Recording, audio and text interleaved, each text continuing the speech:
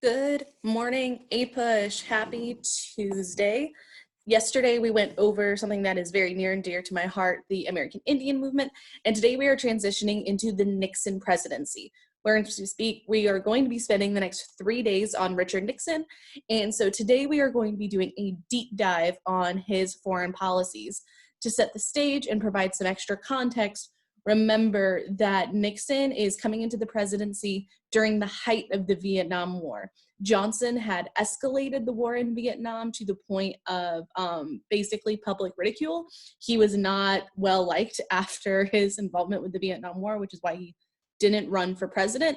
And so we are going to be looking at how Nixon kind of picks up the pieces of the country during the height of the Vietnam War and how he is able to navigate the United States through the end of the war. So I'm going to go ahead and share my screen. Here we go. Great. So like I said, we are going to be looking at Nixon's foreign policy. Before we get started, make sure you have paper out for notes, a writing utensil, pen or pencil, and also have a tab open with this classwork on available so that way you can be prepared to do what you need to do. Okay, I'll give you guys just a few seconds to get that out if you haven't gotten it out yet. Great. So part one, we're going to look at several different things with Richard Nixon. So when Nixon became president, there were 500,000 troops in Vietnam, 500,000. And he vowed to end the war with what we call peace with honor. Peace with honor. So that is your first key term from today's lecture. And this idea of ending the war of peace with honor is one, the war is over, it's done. However, he vowed to make sure that when the United States left the war, they would not look weak. They would still be strong, which was not looking good during the Johnson administration. So again, he wants to end the war with peace with honor, which means, again, that the United States is slowly going to exit Vietnam and slowly relinquish this power that they have in southern Vietnam. But they also want to make sure that they do not look weak, that they are still a very strong country. And part of this process is called Vietnamization. So that is our second key term, Vietnamization. And this idea is that the United States, again, is going to slowly withdraw troops, but as United States troops are withdrawn, there is going to be more power put into the hands of the South Vietnamese people. Remember, the South Vietnamese people are the ones that are pro-democracy, and they are fighting against the communist North Vietnam. So they're going to slowly supply the South Vietnamese with weapons as a way to defend themselves, and they are also going to train them on how to use those weapons. So it's no longer going to be the United States putting in all of this effort, but rather Vietnam. And he does this in a very massive way. So like I said, in 1969, when Nixon became president, there was about 540,000 troops. 540,000 troops since 1969. And by 1972, he has that number reduced to 30,000. So you go from over 500,000 to 30,000 people. So in this sense, he does keep his promise. And this eventually leads also to what we call the Nixon Doctrine, which is kind of an extension of what we see with Cold War containment policies, which is the United States will no longer provide military aid to Asian countries, but rather economic aid. And despite all of these positive things that are coming out of the Nixon administration in regards to Vietnam, it starts out with a lot of weaknesses. So I'm specifically going to hone in on the year 1970. And in 1970, we need to remember that there's a large negative perception of Vietnam in the United States by the public. Most of the public does not support this war. And this is only getting worse in 1970. Firstly, Nixon says he's going to reduce troops in Vietnam, but he secretively invaded Cambodia as a way to support South Vietnam. So there's one, he secretly invaded Cambodia, which will expand the war. Two, we also see these college protests expanding, which we talked about last time, with, or last week with the Kent State massacre. So we have these college protests which are being routinely put down by federal troops, making the federal government look like they're picking on kids, which they were. Another thing that happens in Vietnam that creates a lot of public dissatisfaction is the My Lai massacre. My, M-Y, space Lai, L-A-I, is a massacre in Vietnam where American troops killed both women and children, both Vietnamese women and children. And the public found out about this and was absolutely disgusted by the actions of the federal government and the actions of soldiers. And finally, the last thing that happens in 1970 that pushes this negative persona is the Pentagon Papers were leaked.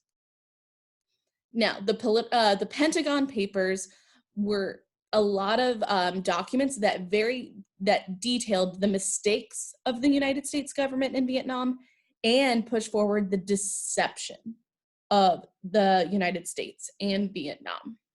So those are the two big things, is it highlights all of these negative things that the government has done. The public reads this and they realize what a mistake Vietnam was and how the government has not been truthful with them.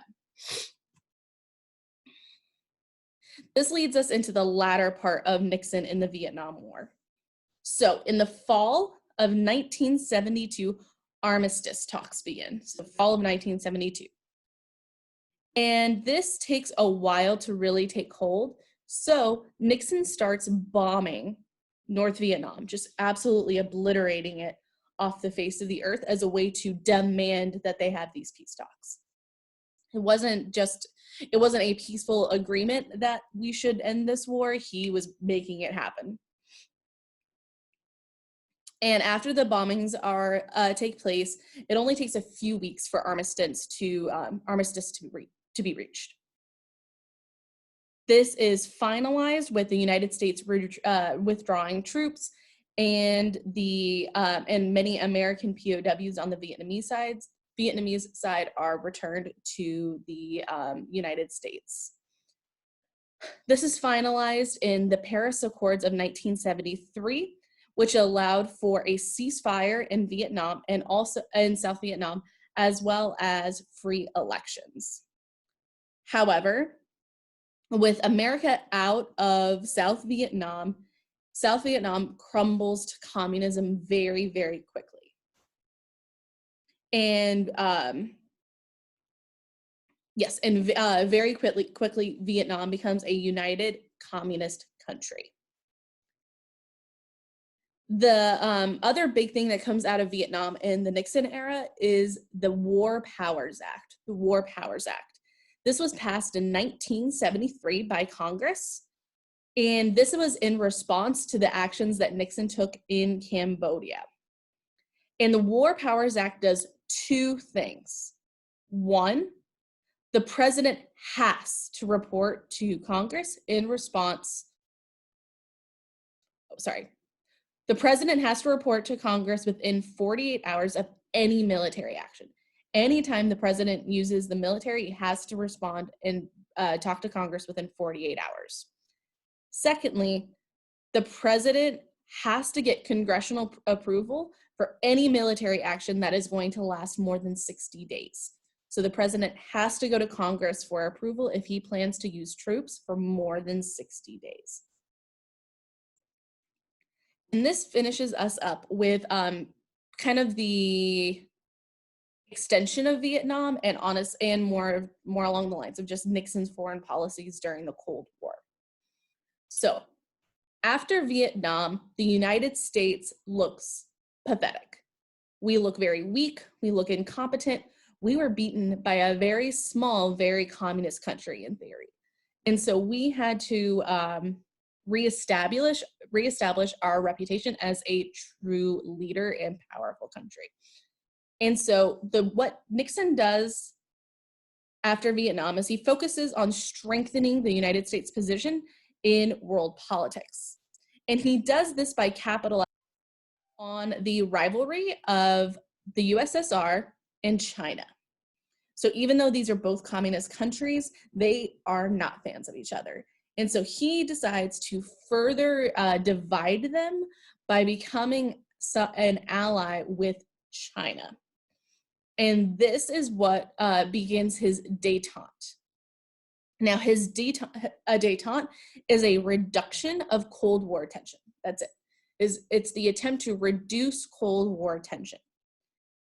And he was able to do this without looking weak on communism, because that's the fear, is if you have conversations with people like Mao, does it look like you're being soft on communism? But Nixon is able to avoid this. And in February of 1972, Nixon becomes the very first president to visit China, and which eventually leads to the recognition of China as a communist country several years later. And by leveraging his relationship with China, he was able to increase a sense of peace with Russia. And he specifically wanted to focus on Soviets limiting anti-ballistic missiles. That is a specific term, the anti-ballistic missiles. And this leads to our SALT I conversations. SALT stands for Strategic Arms Limitations Talks. So Strategic Arms Limitation Talks. And it is in that name that we are going to limit the types of nuclear power that we have to push towards each other. And the United States is able to freeze their production of nuclear missiles. So while this is not the end of the Cold War by any means, this is a significant reduction of a fear of being blown up at any moment. So the war with Vietnam is over. The United States looks disgraced, but because of his political capabilities of negotiating with Russia and China, Nixon is able to both look hard on communism as well as reduce these Cold War tensions, which makes for a much more comfortable living for the United States. So that is where we are going to end this portion of the lecture. Tomorrow we are going to pick up with Nixon's domestic policies. And before I release you to your classwork today, please remember to do your oral drill quiz that is in your classwork folder. Remember, this quiz is what is going to be counting towards your participation grade. It's not you're not getting a quiz grade for it, don't worry. Just do your best in answering these terms. It should take about 5 minutes for you to do. Remember, this is how you are going to be getting your participation credit for today. If I do not see this submitted, you will be getting a 0 and you will be getting a phone call home tomorrow, even if you do everything else. So make sure you do this. Those 5 terms that you are going to see on the quiz are the Gulf of Tonkin, hawks versus doves, what deferment means, specifically deferment of the draft, what happens in the election of 1968, and finally, the Student Democratic Society, the SDS. I look forward to seeing your guys' responses. Remember, this is the time that we need to really make sure we are working on our knowledge retrieval, as the AP exam is coming up very soon. So let's be sure we get that done. I look forward to having you guys on Zoom. As always, please hop on Zoom during my office hours of 11:20 to noon or 2:30 to 4 so I can answer any questions. I'm here to help you. Please reach out. I look forward to hearing from you guys and potentially talking about Vietnam and Richard Nixon. Go ahead and exit out. Again, let me know if you have any questions. I will talk to you guys later. Bye.